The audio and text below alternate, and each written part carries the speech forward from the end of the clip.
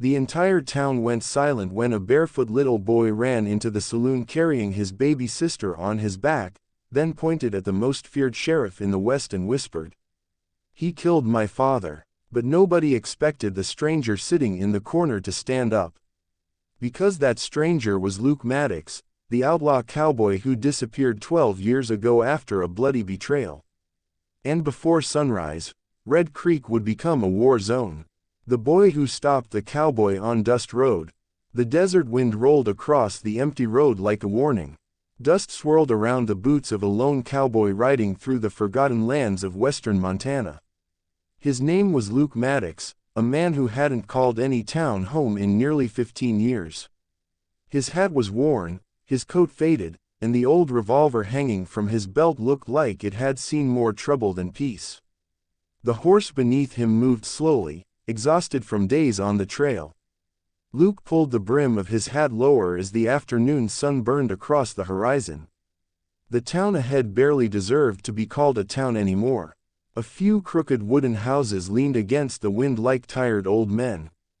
Half the windows were boarded shut. Even the saloon sign squeaked like it was begging for mercy. Red Creek, Luke muttered. He had sworn never to return. Not after what happened 12 years ago. But promises made to the dead had a strange way of dragging a man back. Luke tied his horse near the empty water trough and stepped onto the dusty street. People noticed him immediately. In towns like Red Creek, strangers were rare, and cowboys with hard eyes were even rarer. An old man sweeping outside the barber shop froze. A woman carrying bread hurried her little girl inside. The silence bothered Luke. Towns were supposed to breathe. This one felt buried. He pushed open the saloon doors. Inside, conversations died instantly. The piano player stopped mid-song. Luke walked toward the counter without looking around. "Coffee," he said. The bartender nervously filled a chipped cup. His hands shook slightly. "You passin' through?" the man asked carefully. "Maybe." The bartender swallowed hard. "You should keep riding." Luke slowly looked up. "And why's that?" Before the bartender could answer, the saloon doors suddenly burst open. A little boy stumbled inside. Barefoot, dirty, terrified. He couldn't have been older than 9. The child scanned the room desperately until his eyes landed on Luke. Then he ran, straight toward him. "Please, sir," the boy cried, grabbing Luke's arm with trembling hands. "Please help us." The entire saloon went silent. Luke looked down at the boy carefully. The child's face was bruised. His clothes were torn, and strapped tightly against his back with a ragged cloth was a sleeping baby girl. Luke crouched slightly. "What happened to you?" The boy's lips trembled. "They're gonna take my sister." A chair scraped loudly somewhere in the saloon. Nobody moved. Nobody spoke. Fear hung in the room like smoke. Luke slowly stood back up. "Who's gonna take her?" The boy hesitated, then whispered one name, "Sheriff Grayson." The reaction was instant. Several men lowered their heads. One woman gasped quietly. The bartender looked like he wanted to disappear. Luke's expression hardened. He remembered that name, Sheriff Walter Grayson. Even 12 years later, the snake was still alive. Heavy boots echoed outside. The little boy panicked immediately. "They're here." The saloon doors swung open again. 2 deputies stepped inside with rifles hanging from their shoulders. Behind them came Sheriff Grayson himself. Older now, fatter, crueler. His gray mustache twitched as he smiled. "Well," Grayson said slowly, "looks like the rat found himself a protector." The boy hid behind Luke instantly. Luke didn't move. Sheriff Grayson studied him carefully. Then recognition flashed in his eyes. "Luke Maddox." Luke stared back coldly. "Grayson." The sheriff laughed once. "Well, I'll be damned. Thought you were dead." Disappointed, the deputies shifted nervously. Everyone in Red Creek knew the history between these 2 men. 12 years ago, Luke Maddox had been deputy sheriff of this town. Until corruption destroyed everything, Sheriff Grayson folded his arms. "That boy stole food and ran from lawful custody. Hand him over." The child clutched Luke's coat tighter. "We didn't steal," he cried. "Mama was sick." "Quiet," Grayson barked. The baby girl woke suddenly and began crying weakly. Luke looked at her tiny face. Too thin, too pale. Something was wrong. He turned back toward Grayson. She needs a doctor. Grayson shrugged. Ain't my problem. That sentence lit something dark inside Luke Maddox. Slowly, he removed his gloves. I think it just became your problem. The entire saloon froze. Nobody challenged Sheriff Grayson. Nobody. But Luke Maddox had never been afraid of him. Grayson's smile disappeared. You wanna start trouble in my town? Luke stepped forward. This stopped being your town the second people became scared of you. The sheriff's deputies raised their rifles slightly. Luke didn't even blink. The little boy tugged at Luke's sleeve desperately. Please don't leave us, he whispered. Luke looked down at him. What's your name, kid? Ethan. And your sister? Clara. Luke nodded once. Then he looked back at the sheriff. They're coming with me. Grayson's jaw tightened. You don't understand the situation. No, Luke replied coldly. I understand it perfectly. For several long seconds, nobody moved. Then Sheriff Grayson smirked. Fine. That surprised everyone. Grayson adjusted his coat calmly. Take the little brats. The deputies lowered their weapons. Luke narrowed his eyes. Too easy. Way too easy. The sheriff walked toward the door before stopping beside Luke. In a low voice, he whispered. You should have stayed gone. Then he left. The deputies followed. The saloon remained silent long after they disappeared. Finally, the bartender leaned closer. You don't know what you've done. Luke picked up his coffee calmly. Yeah, he said quietly. I think I do. Outside, thunder rolled across the distant mountains. A storm was coming, and deep down, Luke knew it wasn't the weather. That evening, Luke brought Ethan and little Clara to an abandoned cabin just outside town near the old riverbend. The cabin once belonged to a rancher Luke had known years ago. Now it stood empty and forgotten. Much like him, Ethan sat nervously near the fireplace while Luke boiled water. Clara coughed weakly in the blankets. Luke glanced toward her. How long's she been sick? Ethan stared at the floor. Almost 2 weeks. Where are your parents? The boy went quiet. Then his eyes filled with tears. They died. Luke stopped moving. How? Ethan swallowed hard. Papa worked in the silver mine north of town. One night there was an explosion. His voice cracked. Sheriff Grayson said it was an accident, but Papa told Mama before he died that the mine owner and sheriff were hiding something. Luke listened carefully. And your mother? She got sick after winter. Ethan wiped his face quickly. We had no money for medicine. Luke looked toward the baby again. This town was rotting from the inside, and Grayson was standing at the center of it. Later that night, after Clara finally fell asleep, Luke stepped outside. Rain clouds covered the moon. A voice came from the darkness. You always did have a weakness for lost causes. Luke instantly reached for his revolver. A woman stepped from behind the trees holding a lantern. She looked around. 30 years old, strong-eyed and cautious. Luke slowly relaxed. Anna. Anna Carter nodded. You came back. Luke stared at her in disbelief. Years ago, Anna Carter had been the schoolteacher of Red Creek. And the only woman Luke ever loved. But when corruption took over the town, he disappeared without saying goodbye. Now she stood before him again. Older, sadness hidden behind her eyes. You know these children? Luke asked. Anna nodded slowly. Their mother was my cousin. Luke looked away. So why's Grayson after them? Anna hesitated. Then she whispered. Because Ethan's father discovered what's really happening in the mine. Lightning flashed across the hills. Luke's expression darkened. What's in that mine? Anna stepped closer. Not silver. For the first time in years, Luke Maddox felt something dangerous awaken inside him. The same feeling that once made criminals fear his name.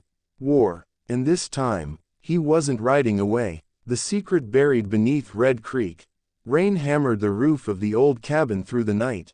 Luke Maddox barely slept. He sat beside the dying fire with his revolver resting across his lap while Ethan and little Clara slept under heavy blankets nearby. Every sound outside made his eyes shift toward the windows. Old instincts never disappeared, especially in places like Red Creek. Just before sunrise, Luke stepped outside into the cold morning air. The storm had passed, but the muddy ground carried fresh horse tracks near the trees. Someone had been watching the cabin. Luke crouched beside the tracks carefully. 3 riders, heavy horses, sheriff's men. He stood slowly, jaw tightening. "They found us already," he muttered. The cabin door creaked open behind him. Anna Carter wrapped a coat tightly around herself as she stepped onto the porch. "You saw the tracks?" Luke nodded. "They're getting bolder." Anna crossed her arms uneasily. "Grayson's been getting bolder for years. Nobody stops him." Luke looked toward town in the distance. "Then maybe it's time somebody does." Anna studied him silently for a moment. "You still talk like the old deputy." Luke gave a bitter smile. "The old deputy got innocent people killed. That wasn't your fault." "It doesn't matter whose fault it was." For a second, neither of them spoke. Too much history stood between them. Too many ghosts. Finally Anna looked back inside toward Ethan and Clara. "Those children won't survive if they stay here." Luke nodded slightly. "She needs medicine. There's a doctor 2 towns east," Anna said. "But Grayson controls every road out of Red Creek." Luke adjusted his gun belt calmly. "Then we don't use the roads." Anna stared at him. "You really came back ready for war." Luke's eyes darkened. "No," he said quietly. "War found me." Inside the cabin, Ethan woke suddenly from a nightmare. "No," he shouted, sitting upright. Luke immediately moved beside him. "Easy, kid." Ethan breathed heavily, panic filling his face. "They found us." "Not yet." The boy looked toward Clara sleeping beside him. "She keeps getting colder." Luke touched the baby's forehead carefully. "Fever. Bad fever." He looked toward Anna. "We leave now." Anna nodded quickly. "I know a path through the canyon." Within minutes they packed supplies onto Luke's horse. Ethan rode in front while Anna carefully held Clara wrapped in blankets. The sky remained gray as they left the cabin behind. Luke rode slightly behind them, eyes constantly scanning the hills. The canyon trail was narrow and dangerous, surrounded by jagged rocks and dead trees twisted by years of desert wind. For nearly 2 hours they traveled in silence. Then Ethan finally spoke. "Mr. Luke." "Yeah, were you really a sheriff?" Luke smirked faintly. "Deputy. Were you the good guy?" The question hit harder than Luke expected. He thought for a long moment before answering. "I tried to be." Ethan looked down quietly. "My papa said good men always disappear first." Luke's expression darkened. "Your father was smarter than most people in this town." Anna glanced back toward Luke carefully. "He trusted you once." Luke looked at her. "What do you mean?" Anna hesitated. "Before he died, Daniel Carter was trying to send someone a letter." Luke frowned. "What kind of letter?" "He said it contained proof about the mine." Luke slowed his horse slightly. "Proof of what?" Anna lowered her voice. "The mine isn't producing silver anymore." Luke stared at her. "Then what are they digging?" Anna swallowed nervously. "Gold." Even the wind seemed to stop. Luke knew instantly why people were dying. Gold changed men. Gold created monsters. And Grayson controls it, Luke said quietly. Anna nodded. "Him and Victor Kane." Luke's eyes narrowed instantly. Victor Kane. The richest landowner in Montana Territory. A businessman so powerful politicians protected him. Luke had crossed paths with him once years ago. And nearly died because of it. "He owns the mine now?" Luke asked. Anna nodded again. "Anyone who talks disappears." Ethan looked frightened. "My papa found something in the tunnels," he whispered. Luke leaned closer. "What did he find?" The boy looked around nervously before answering. "A hidden room." Luke exchanged a glance with Anna. "What was inside?" Ethan's voice dropped to almost nothing. "Bodies." Silence. Only the sound of horses moving through mud remained. Luke felt cold anger spread through his chest. "How many?" "I don't know," Ethan whispered. "Papa said the walls smelled like death." Anna looked horrified. "That's why they killed him," she said softly. Luke nodded slowly. Daniel Carter hadn't died in an accident.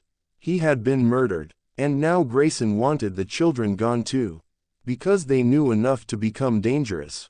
Suddenly Luke raised his hand. Stop. Everyone froze. From somewhere ahead came the faint sound of horses. Luke dismounted silently and climbed the rocky edge of the canyon carefully.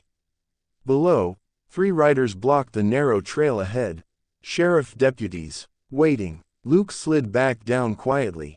They found the canyon. Anna's face paled. What do we do? Luke checked the bullets in his revolver calmly. We move fast. Ethan's eyes widened. There's 3 of them. Luke looked at the boy. Then we make them think there's 10 of us. Before anyone could argue, Luke climbed onto his horse and rode forward alone. The deputies spotted him immediately. Well, look who it is, one of them laughed. Sheriff said you'd come this way. Luke stopped about 20 feet away. You boys should leave. The deputies laughed harder. One spit into the dirt. Or what? Luke's eyes shifted briefly toward the canyon cliffs above them. Or my people up there start shooting. The deputies instantly looked upward nervously. There was nobody there, but they didn't know that. Luke used the moment perfectly. His revolver flashed from its holster.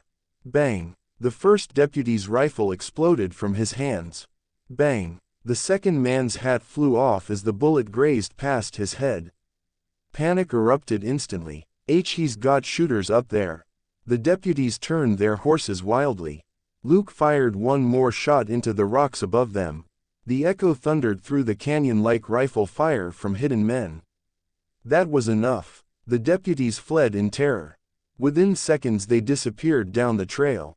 Ethan stared in amazement. You did that alone. Luke calmly reloaded his revolver. Fear's stronger than bullets most days. Even Anna couldn't hide a smile. For the first time in years, she was seeing the legendary lawman Red Creek once admired. But deep down, Luke knew something worse was coming. Sheriff Grayson wouldn't stop now. Not after being embarrassed. And men like Victor Kane never forgave loose ends. By late evening they finally reached the small town of Briar Ridge. Unlike Red Creek, this place still felt alive. Music drifted from buildings. Children ran through muddy streets. People laughed openly. Luke almost forgot what normal sounded like. They stopped outside a tiny clinic near the church. An elderly doctor opened the door. The moment he saw Clara, his expression changed. Bring her inside quickly. Hours passed. Luke waited outside the room while the doctor worked. Ethan sat beside him nervously swinging his legs. Finally the doctor emerged. She'll survive, the old man said. Relief flooded Ethan's face instantly. But the doctor's expression remained serious. She was close to dying. Luke nodded slowly. Thank you. The doctor glanced carefully toward the street outside. You folks in trouble? Luke answered honestly. Yes. The old doctor sighed heavily. Then trouble found the right man. Luke frowned slightly. You know who I am. The doctor smiled faintly. Everyone used to know Luke Maddox. Before Luke could answer, the clinic door suddenly burst open. A wounded man stumbled inside covered in blood. Sheriff Grayson, he gasped. Luke stood instantly. What happened? The man collapsed against the wall breathing hard. Grayson's men burned a ranch outside Red Creek.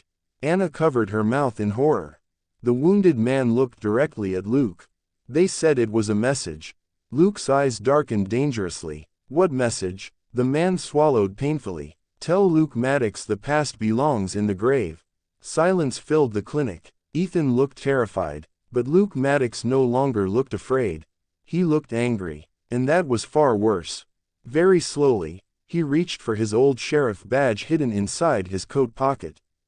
The badge he hadn't worn in 12 years. The silver surface reflected the lantern light as he stared at it silently. Anna watched him carefully. You can still walk away, she whispered. Luke closed his hand around the badge. Then he looked toward the dark road leading back to Red Creek. No, he said coldly. This time, I'm finishing it. The night Red Creek burned. The fire crackled softly inside the clinic while the storm clouds gathered once again over Briar Ridge. Luke Maddox stood alone near the window, staring into the darkness outside. Somewhere beyond those hills sat Red Creek. A town poisoned by fear. A town he once swore to protect. And now innocent people were burning because of him. Behind him, Ethan finally broke the silence. Are we going back? Luke didn't answer immediately. He kept his eyes fixed outside. Yes. Anna stepped forward quickly. Luke, that's exactly what Grayson wants. He already crossed the line. He crossed it years ago, Anna replied sharply. You know that. Luke turned toward her slowly. And what happens if nobody stops him now? Anna had no answer for that. Because deep down, she knew the truth. Sheriff Grayson would never stop on his own. The old doctor walked into the room carrying a small medicine bottle. The baby's fever should break by morning, he said gently. Ethan immediately relaxed with relief.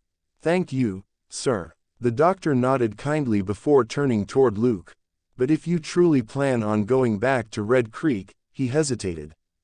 You'll need more than courage. Luke understood exactly what he meant. You know something. The old man glanced toward the closed door carefully before lowering his voice. Victor Kane arrived in Red Creek 3 days ago.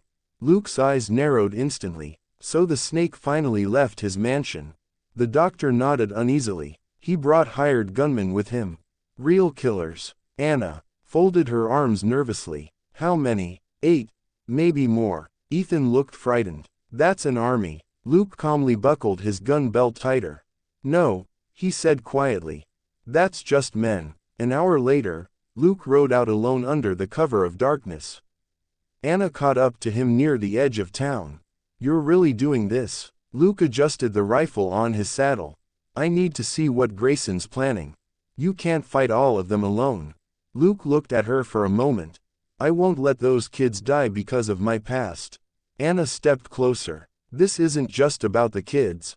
Luke said nothing, because she was right. This was personal now, very personal. Anna reached into her coat pocket and handed him a folded paper.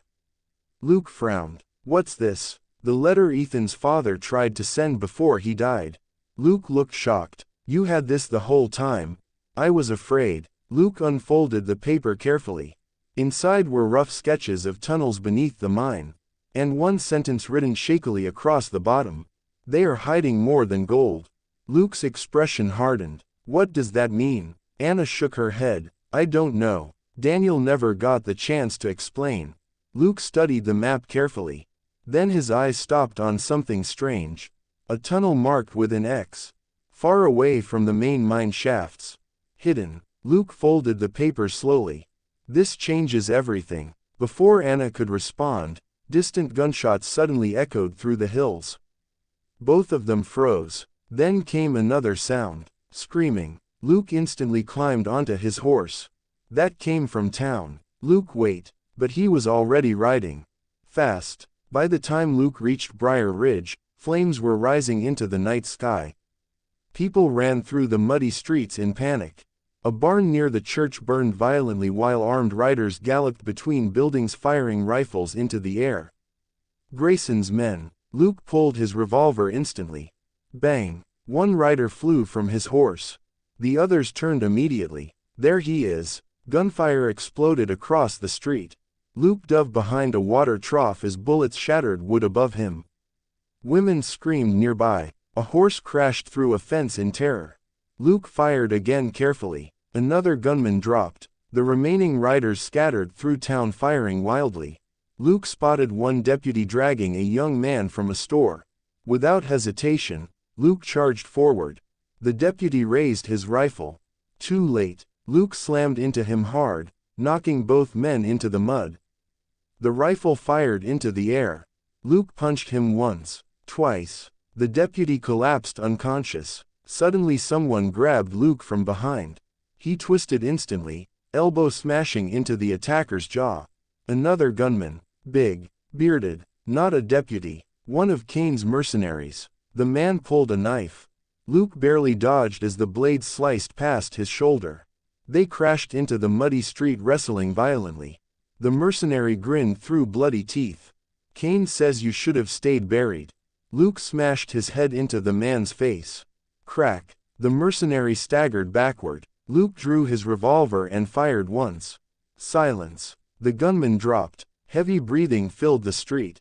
Then Luke noticed something horrifying. The clinic door stood open. Ethan, Clara, Anna, gone. Fear hit him harder than bullets ever could. He sprinted inside. The old doctor lay injured on the floor. Luke knelt beside him quickly. "Where are they?" The doctor coughed painfully. "They took the boy." Luke's blood turned cold. "What about Anna and the baby?" "They escaped through the back." Relief lasted only a second. "Who took Ethan?" The doctor grabbed Luke's coat weakly. "Sheriff Grayson himself." Luke slowly stood, and for the first time in years, people nearby saw something terrifying in his face. Pure rage. Red Creek Jail. Ethan sat trembling inside a dark cell while thunder shook the building outside. Across from him, Sheriff Grayson calmly drank whiskey at his desk. "You know," Grayson said casually, "all this trouble started because your father couldn't mind his business." Ethan glared at him through tears. "My papa was a good man." Grayson laughed softly. "Good men are usually dead men." The jail door suddenly opened. Victor Kane entered. Tall, elegant, cold-eyed, expensive black coat untouched by mud. He looked more like a politician than a criminal. But Ethan immediately felt afraid of him. Victor Kane crouched calmly outside the cell. "So this is Daniel Carter's son." Ethan backed away silently. Kane smiled faintly. "You have your father's eyes." Grayson poured another drink. "The cowboy killed 4 men tonight." Kane didn't even react. He always was difficult. "You know him." Kane's smile faded slightly. 12 years ago Luke Maddox almost exposed my entire operation." His eyes darkened. "I won't allow him to interfere twice." Ethan listened carefully. "Operation? What operation?" Kane looked toward the sheriff. "Did the boy say where the letter is?" Grayson shook his head. "Not yet." Kane stepped closer to the cell. "You should understand something, Ethan." His voice became colder. "Your father died because he looked where he shouldn't." Ethan's small hands clenched into fists. "You murdered him." The room went silent. Then Kane smiled slightly. "Smart boy." Fear flooded Ethan's face. Kane turned toward Grayson calmly. "Tomorrow morning take him to the mine." Even Grayson hesitated slightly. "You sure?" Kane's expression became deadly serious. "If Luke Maddox wants the boy." He looked toward the storm outside. "Then let him come underground." Meanwhile, Anna hid with Clara inside an abandoned church outside Briar Ridge. The baby slept quietly against her chest. But Anna couldn't stop shaking. The church doors suddenly creaked open. Anna grabbed a broken lantern defensively. Then Luke stepped inside, mud-covered, bleeding slightly from his shoulder. Alive. Relief flooded Anna's face instantly. "Luke." She rushed toward him. "Where's Ethan?" she asked desperately. Luke's silence answered everything. Anna's eyes filled with fear. "No." Luke looked at Clara sleeping peacefully. Then back toward Anna. "They took him to Red Creek." Anna stepped backward slowly. "They'll kill him." Luke shook his head once. "Not yet." "How do you know?" Luke pulled Daniel Carter's map from his coat. "Because Ethan knows something they need." Anna stared at the paper. "The hidden tunnel." Luke nodded slowly. "They're hiding something bigger than gold in that mine."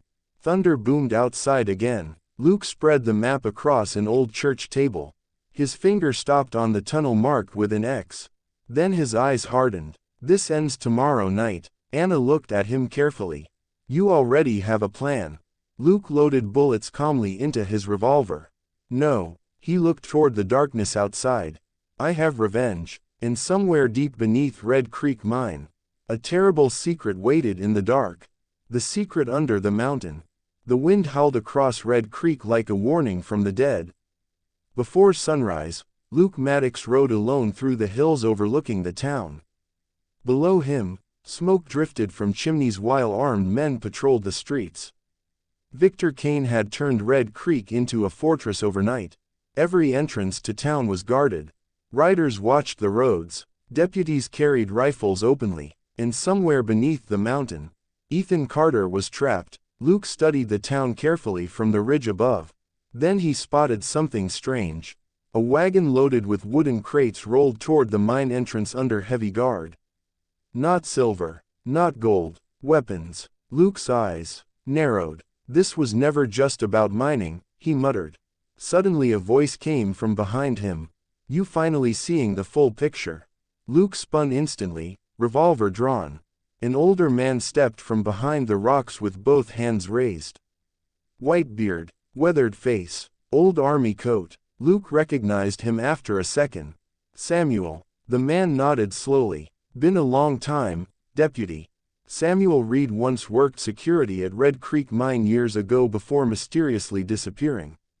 Most people believed he was dead. Luke lowered his gun slightly. You're alive. Barely. Samuel glanced toward the town below. Kane's been searching for me ever since I escaped. Luke frowned. Escaped from what? Samuel's face darkened. The tunnels. Deep underground, Ethan sat chained inside a small mining chamber lit by lanterns. The air smelled of smoke, dirt, and something worse. Death. Every few minutes he heard distant explosions deeper inside the mountain. Workers moved through tunnels carrying heavy crates while armed guards watched constantly. Ethan's hands trembled. His father was telling the truth. This place wasn't a normal mine. Footsteps echoed nearby. Sheriff Grayson approached slowly holding a lantern. You ready to talk yet? Ethan glared at him silently. Grayson sighed. You know, I actually gave your father a chance. He crouched beside the boy. Told him to keep his mouth shut and enjoy the money. You killed him anyway. Grayson smirked slightly. Your father made the mistake of believing truth matters. Ethan's voice shook with anger. Luke Maddox is coming. For the first time, Grayson's smile faded. Then he stood again. Good. He turned toward the tunnel darkness. Because this time we bury him for good. Back on the ridge, Luke listened carefully as Samuel explained everything. There's no gold in Red Creek anymore, Samuel whispered. The mine became a cover operation years ago. For what? Samuel looked around nervously before answering. Illegal weapons. Luke's expression hardened instantly. Kane's selling guns. Not just guns. Samuel swallowed. Military explosives too. Luke looked back toward the mine entrance below. That explained the hidden crates. The armed guards. The murders. Victor Kane wasn't just running a corrupt mine. He was building a criminal empire beneath the mountain. Samuel pointed toward the map Luke carried. The tunnel marked with the X. He said quietly, that leads to the storage chamber. Luke frowned. What's inside? Samuel's eyes filled with fear. Enough dynamite to erase this entire town. Silence. Even the wind seemed colder now. Luke finally understood. If Kane got exposed, he could destroy Red Creek completely and bury every secret underground forever. Samuel stepped closer. There's more. Luke looked at him carefully. Kane's meeting buyers tonight. Big buyers. How many men? At least 20 inside the mine already. Luke exhaled slowly. Impossible odds. But Ethan was still down there. And Luke Maddox had spent too many years running from impossible fights. Not anymore. Samuel handed him an old shotgun. You'll need this. Luke took the weapon silently. Then he asked the question burning in his mind. Why help me now? Samuel stared toward Red Creek. Because I watched good people die for 12 years. His voice cracked slightly. And I'm tired of being afraid. Luke nodded once. He understood that feeling better than anyone. That evening, darkness swallowed the mountains surrounding Red Creek. Inside the abandoned church outside Briar Ridge, Anna loaded bullets into a rifle with shaking hands. Luke entered quietly wearing a dark coat and gun belt. You're staying here, he said immediately. Anna looked up sharply. No, Anna, I'm done hiding. Luke stopped. She stepped closer. My students disappeared because of Kane. Her eyes filled with anger. Families disappeared. Your town disappeared. Luke looked away briefly. It's dangerous. Anna almost laughed bitterly. Everything became dangerous the moment good people stayed silent. Luke saw the determination in her face. The same fire he remembered years ago. Finally he nodded slightly. Then stay close to me. Anna grabbed the rifle firmly. Always. For one brief second, neither of them spoke. The years between them suddenly felt smaller. Then distant explosions echoed faintly from the mountain. Luke's expression darkened instantly. Kane's moving tonight. They mounted their horses immediately and rode toward Red Creek. Toward war. Inside the mine, Victor Kane stood before several wealthy businessmen gathered around a wooden table deep underground. Lanterns flickered against stone walls stacked with rifles and explosive crates. "This operation has made us all very rich," Kane said smoothly. One buyer looked uneasy. "What about the cowboy causing problems?" Kane calmly poured himself whiskey. "Luke Maddox won't survive the night." Sheriff Grayson entered suddenly. "The boy still won't talk." Kane sighed impatiently. "Then use the sister." Even Grayson looked uncomfortable. "She's a baby." Kane stared at him coldly. "And?" The sheriff quickly looked away. At that moment, a gunshot exploded from the tunnel entrance. Bang! One guard dropped instantly. Chaos erupted. Men grabbed rifles. Lanterns shook violently. Another blast echoed through the mine. Then came Luke Maddox's voice roaring through the tunnels. "Ethan!" Ethan jumped to his feet inside the cell. "Luke!" Gunfire erupted everywhere. Luke stormed through the mine entrance like a ghost from hell itself. Boom! His shotgun blasted another guard backward. Anna fired from behind the rocks, forcing smugglers into cover. Samuel appeared from another tunnel shooting lanterns and plunging sections of the mine into darkness. Panic spread instantly. "It's a trap. Get the dynamite. Find Maddox." Smoke filled the tunnels. Bullets ricocheted off stone walls. Luke fought forward relentlessly. One mercenary charged him with a knife. Crack! Luke smashed the shotgun stock across the man's face. Another raised a rifle. Bang! Anna dropped him instantly. Deep inside the mine, Victor Kane remained terrifyingly calm. He slowly lit a cigar while explosions echoed around him. Sheriff Grayson looked nervous. "We should leave." Kane looked toward the dynamite chamber. "No." His eyes became ice cold. "If we lose this mine." He calmly picked up a detonator box. "Then nobody leaves alive." Luke finally reached Ethan's cell. "Luke." Luke shot the lock apart instantly. "You okay?" Ethan nodded quickly. "They're gonna blow the mine." Luke froze. "What?" "Kane has dynamite everywhere." Suddenly the entire tunnel shook violently. Boom! Dust rained from the ceiling. Somewhere deeper underground, explosions had already started. Luke grabbed Ethan's shoulder. "We're leaving now." But before they could move, Sheriff Grayson stepped into the tunnel holding a rifle. "You always ruin everything," he growled. Luke slowly pushed Ethan behind him. "Still hiding behind a badge, huh?" Grayson cocked the rifle. "And you still think you can save everybody?" The tunnel trembled again. Rocks cracked overhead, but neither man moved. 12 years of hatred stood between them. Grayson's finger tightened on the trigger. "So let's finish it." The last ride of Luke Maddox. The tunnel trembled violently around them. Dust poured from the ceiling. Somewhere deeper inside the mine, explosions thundered like the mountain itself was waking up. Sheriff Grayson aimed his rifle directly at Luke Maddox. "You should have stayed gone," Grayson growled. Luke slowly stepped in front of Ethan.